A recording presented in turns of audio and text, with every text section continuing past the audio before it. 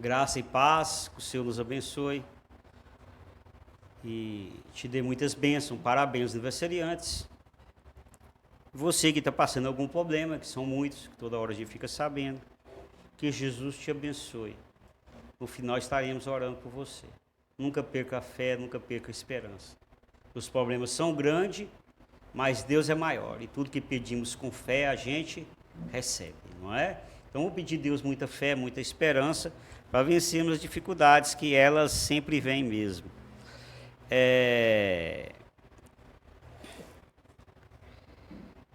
Hoje é a Páscoa,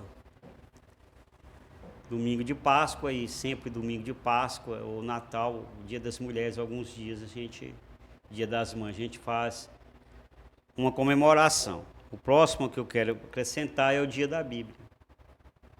A gente fazer uma homenagem à Bíblia. Muito justo, né? A Bíblia. O texto que iremos ler fala de Jesus como sendo a nossa Páscoa. Então nós vamos ver se Jesus realmente é a nossa Páscoa ou não. Amém? Lê para nós.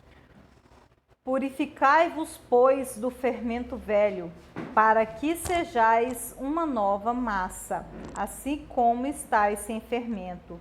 Porque Cristo, nossa Páscoa, foi sacrificado por nós. 1 Coríntios 5:7. Amém. Então, ele no último verso desse versículo, ele vai dizer: porque Cristo, nossa Páscoa, foi crucificado por nós. Vamos falar junto? Porque Cristo, nossa Páscoa, foi crucificado por nós. Um judeu disse que os cristãos estão errados ao associarem a Jesus como sendo o Cordeiro da Páscoa. Dizia o judeu: não tem nada a ver. Quem está certo, os judeus ou os cristãos? Hoje iremos ver isso. Para quem não crê, qualquer coisa é motivo de não crer. Para quem crê, qualquer coisa é motivo de crer. Eu escutei ele falando isso na televisão. Vocês estão falando assim, não tem nada a ver, na língua dele lá. E eu pensei assim na hora, eu tinha resposta na hora. Tem a ver sim, meu querido. Mas como eu não vou poder te responder, se ele escutar essa pregação aqui, ele vai entender, né? O tema da nossa homilia é o sangue que livra da morte. Vamos falar junto? O sangue que livra da morte. A Páscoa judaica é uma comemoração ou festa realizada uma vez por ano, onde é lembrado a saída dos judeus do Egito. Então, o que é a Páscoa? Uma vez por ano, a saída dos judeus do Egito. Então, se comemora. Chama-se Pessá, quer dizer passagem. Dia 14 do mês de Nissan. Há 3.500 anos foi a primeira Páscoa com Moisés. A gente vai falar um pouco dela. E a Páscoa dos judeus, nós comemoramos a ressurreição de Jesus, que deu no domingo. Isso está falado na Bíblia, que ele já tinha ressuscitado no domingo de manhã, que Maria Madalena foi ao túmulo, não é? E encontrou o túmulo aberto. E que foi no domingo. Mas o dia da morte de Jesus poderia ser numa sexta ou no outro dia. Porque 14 do mês de Nissan, ele dá em qualquer dia da semana. E Jesus foi crucificado antes de 14 de Nissan, porque é sábado cerimonial. Se desse numa quinta é sábado, cerimonial é sábado. Existem 2 sábados judeus. O cerimonial ou religioso, né, ou litúrgico, como queiram, e o sábado semanal. Então, a gente não bem certo isso aí, quando foi crucificado. Mas que ele, ao domingo de manhã, ele ressuscitou, e nós comemoramos, os cristãos, a ressurreição de Jesus. E a data é o primeiro domingo depois da lua cheia. E pelo que eu saiba, ontem foi o primeiro dia de lua cheia, né? Ontem, foi isso? Então, para as mulheres que plantam, elas sabem bem disso aí, para quem mexe com animais e tudo. O pessoal da agricultura aí, que corta cabelo, sabe bem questão de lua aí. Então, certinho, primeiro domingo depois da lua cheia, é exatamente hoje, domingo. 17 de abril, né, de 2022. Então, essas são algumas informações para a gente sintonizar um pouco aí na história, né? E, coincidentemente, a Páscoa judaica não dá no mesmo dia que a cristã. E esse ano deu. Então, os judeus comemoram, é uma festa familiar. Como a gente comemora o Natal, e o Natal é uma festa que a gente comemora em família. A gente faz que até na igreja é difícil, a gente tem que marcar um dia que a gente faz comemoração, porque no Natal todo mundo quer estar em casa com a família. Para o judeu é a Páscoa. Ele vai na sinagoga, antigamente era o templo, e voltava e ele comemorava a Páscoa com a família. Hoje eles ainda comemoram, vão na sinagoga, e a cerimônia dele demora 4 horas. 4 horas. Cheio de rituais, a comida tudo tem simbolismo, eles ensinam as crianças, né? E muito bom. A nossa não vai durar 4 horas. Primeira Páscoa. Vamos lá ver como se deu a primeira Páscoa. A primeira Páscoa está registrada no livro de Êxodo, no capítulo 11 e 12. Está lá, esses 2 capítulos, 11 e 12. Foi uma celebração ordenada por Deus a Moisés antes da saída do Egito. Os elementos das Páscoas são, quem lembra? Ervas amargas. Pão sem fermento. Pão sem fermento. Ervas amargas simbolizam que os tempos amargos da escravidão. Pão sem fermento. Por que pão sem fermento? Porque saíram apressados do Egito, não dava tempo de fermentar o pão. E as festas dos pães ázimos, dos pães sem fermento, 7 dias comemorando isso, que saíram apressados. E um cordeiro morto por cada família, né? Ou para cada família. Assim, o cordeiro ele tinha que, né? Que era assado e comido pela ou por família. Cada família tinha que ter o seu cordeiro assado. Se a família fosse muito pequena, reunia 2 famílias, mas que não tinha que sobrar nada, levar nada do cordeiro. O qual iremos falar hoje. Então não vamos falar desse cordeiro, não vamos falar hoje nem das ervas amargas, nem do pão sem fermento, o panhaço. Da próxima vez nós vamos falar do pão. A Bíblia diz assim: o Senhor iria passar meia-noite em todo o Egito, e o povo judeu deveria passar o sangue do cordeiro morto nos portais das casas. As traduções dão umbrais, mas vamos falar portal que a gente entende. Em cima assim das portas. A casa que não tinha o sangue nos portais, todos os primogênitos morreriam, tanto humanos como animais, quando o Senhor passasse a meia-noite. Primogênito todo mundo sabe. O primeiro animal macho de toda cria, tanto do ser humano como dos animais. Iria morrer se não tivesse aquele sangue. Assim sucedeu. O Senhor passou a meia-noite e todos os primogênitos dos filhos dos egípcios e de seus animais morreram. O anjo passou. Mas todos os primogênitos de Israel ficaram vivos, seus filhos e animais. Então, à meia-noite, o Senhor passou, e aquela casa que não tinha o sangue nos umbrais ou nos portais, morreram todos os primogênitos. E foi uma coisa horrível, porque além de morrer os filhos, morreu também os animais. A primeira cria macho, né? A última Páscoa de Jesus. Vamos fazer uma relação aí. Jesus, um pouco antes de ser crucificado, celebra com os seus discípulos a Páscoa e institui a Santa Ceia ou Eucaristia. Então ela foi instituída na primeira ceia, a última Páscoa de Jesus, antes de ser ressuscitado com os discípulos. E ele vai instituir a Santa Ceia. A Santa Ceia foi instituída aí, né? Que a gente celebra com frequência. Cada igreja tem sua maneira.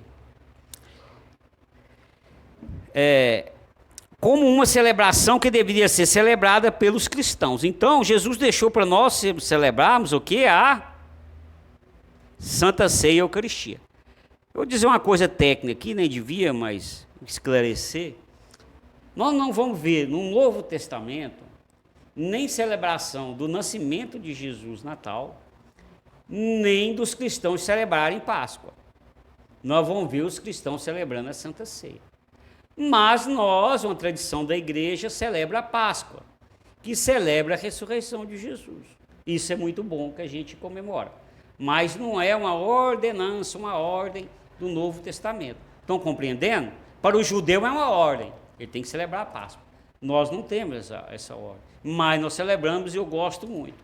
Inclusive, nós vamos fazer uma ceia hoje e você é convidado, próximo ano, estar junto conosco aqui nessa ceia. Né? A ceia da Páscoa, que é muito saudável. É uma adaptação feita, mas que muito louvável. Essa celebração está em Mateus 26, 17 a 30, mas também é relatada em todos os outros evangelhos. Então, todos os outros evangelhos, os 4 evangelhos, relatam a última ceia de Jesus e a instituição da Eucaristia ou Santa Ceia. Eu fiz a referência aqui de Mateus 26, mas se você abrir lá, ele vai te dar as outras referências. Questão de tempo eu não anotei. Cremos que a Santa Ceia ou Eucaristia é a Páscoa dos cristãos. Amém? Jesus não disse assim, essa Santa Ceia, vocês vai... que a gente não pode pôr o que não está na Bíblia. Mas nem tudo vai estar escrito, né? Igual eu escrevo a maioria das minhas pregações, mas tem muita coisa que eu comento que não está escrito. Então, o que acontece? Ele não está lá escrito assim, não tem mais, vocês não celebram mais Páscoa, agora é a ceia no lugar, né? Ou a Eucaristia no lugar da Páscoa. Não tem escrito isso. Apesar da igreja não comemorar. Mas a gente comemora, muito bom. Próximo ano estaremos comemorando de novo. Vocês estão entendendo o contexto bíblico, né? Eu não estou querendo... Tem gente que fala, está tirando minha fé, tá... Não estou tirando a fé, estou esclarecendo. Jamais eu quero tirar a sua fé. O vinho na ceia do Senhor. Então, na ceia do Senhor foi o quê? O pão e o vinho. Não vamos falar do pão, senão fica tempo. Vamos falar do vinho, que é o que a gente está focando. Lê para mim o primeiro versículo. Em seguida, tomou o cálice, deu graças e o ofereceu aos discípulos, dizendo: bebam dele todos vocês.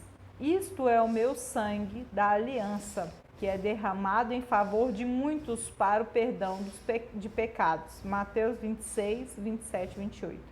Então ele diz assim, ele pegou o sangue e diz, bebam dele todos vocês, os cristãos que creem.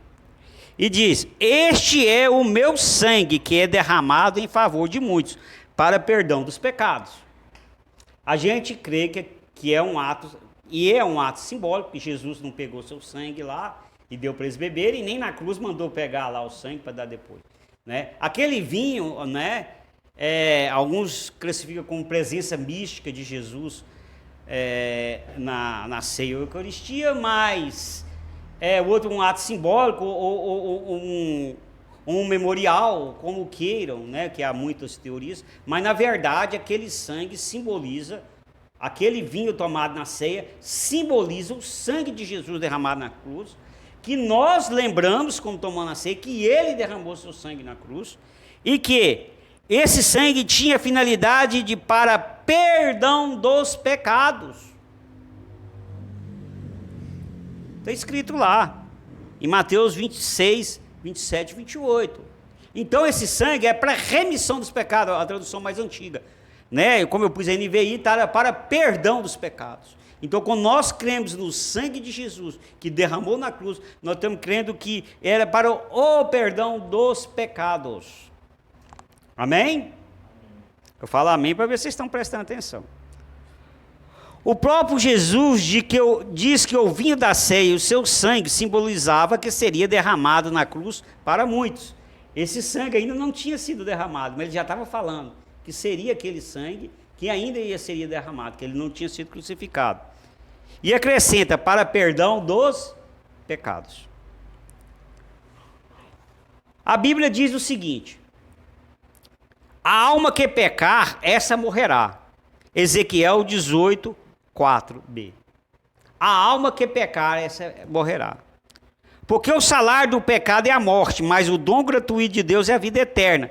por Cristo Jesus, nosso Senhor. Então, o salário do pecado é a morte. Então, Jesus disse que aquele sangue dele era para eliminar o pecado, porque o pecado causa morte. Nós vamos ver lá Ezequiel 18, 4b e Romanos 6, 23a. Vamos falar um pouco do pecado. A gente está sempre recordando que a gente fala pecado, pecado, e a gente assim. Pecado significa errar o alvo, ou seja, fazer uma coisa errada ou desobedecer uma ordem. Fez alguma coisa errada, você pecou. O jogador lá errou um pênalti, pecou. Ele fez errado. Ele fez o que era para fazer o gol, ele não fez. Então, você fez alguma coisa errada, é pecado. Errar o alvo, aquilo que foi planejado. O pecado de Faraó e egípcio foi não ter escutado a ordem de Deus de deixar os israelitas partirem. A consequência foi a morte de todos os primogênitos. Então, qual foi o pecado de Faraó e dos egípcios? Não escutaram a Deus, e a consequência foi a morte.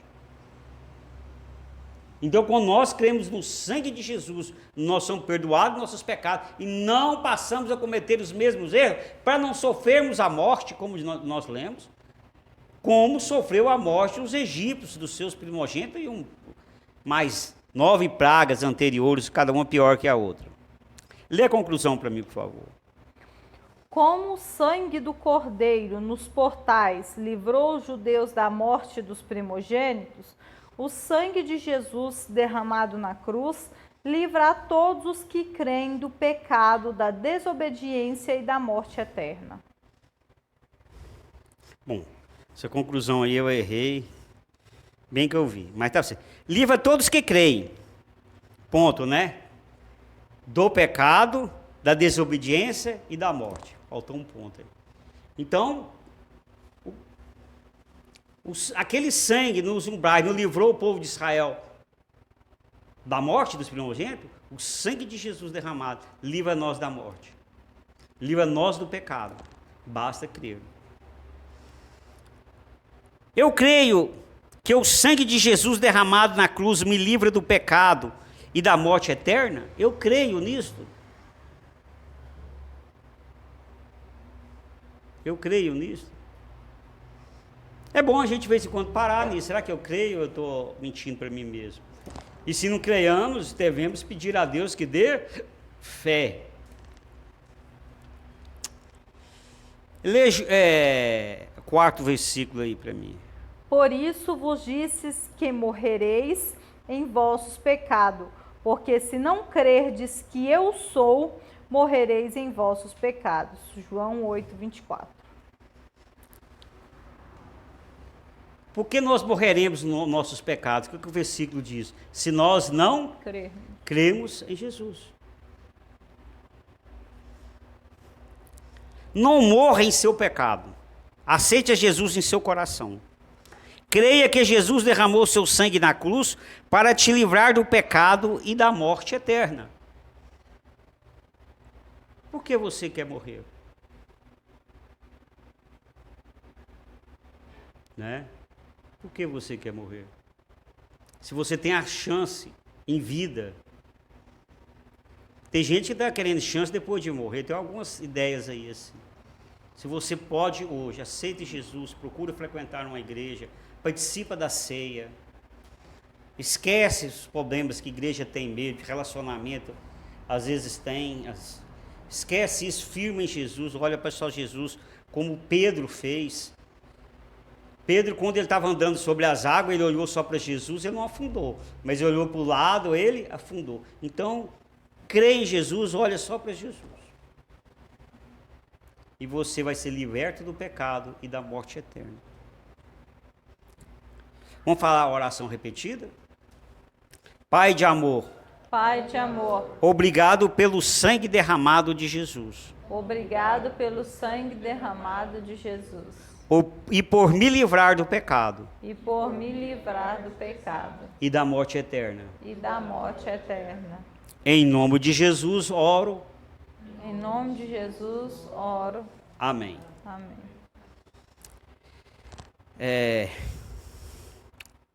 Põe o teu problema na frente de Deus.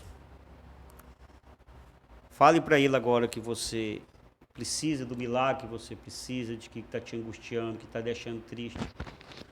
Ou seja, seu problema familiar, ou seja, um problema de saúde ou financeiro, seja qualquer for ele. São tantos problemas, né? Alguma deficiência. Eu quero estar orando por você. E Jesus vai fazer um milagre em sua vida. Senhor Deus, humildemente vemos na tua presença, Senhor. Porque nós não merecemos, o Senhor, todas as bênçãos que o Senhor nos tem. Mas o Senhor nos ama. E o Senhor dá todas as bênçãos. E o Senhor escuta as nossas orações. Quero pôr na tua presença, Senhor, todos os problemas que a pessoa precisa de um milagre, precisa, Senhor. Seja qual for o problema, Jesus. Por mais difícil que seja, por mais difícil que seja, o Senhor é maior que todos os problemas. O Senhor é o Deus da esperança. O Senhor é o Deus do milagre. O Senhor é o Deus da ressurreição. O Senhor é o Deus da vida. Ou o Senhor é aquela pessoa que está sofrendo, Senhor, e não vê saída para o seu problema. Que o Senhor enche esse coração de esperança, de fé, Senhor. E que haja um milagre, Senhor, e que suas orações sejam respondidas. É tudo que eu te peço e agradeço, em nome do teu Filho Jesus. Amém? Vamos orar ao Pai Nosso e a bênção final.